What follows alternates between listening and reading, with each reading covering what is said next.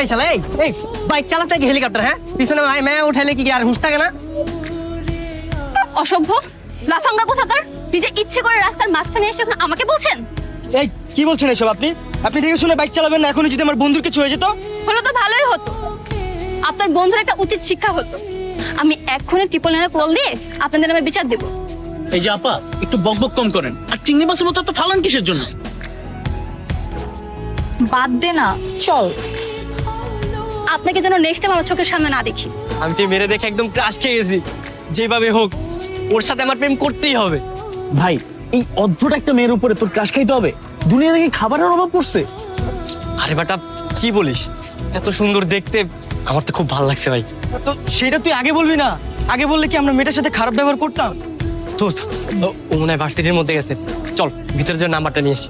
ভাই, এই জায়গায় তো হেলমেট আর বাড়ি খাইছে, নাম্বার চাইতে যা জুতার বাড়ি খাই।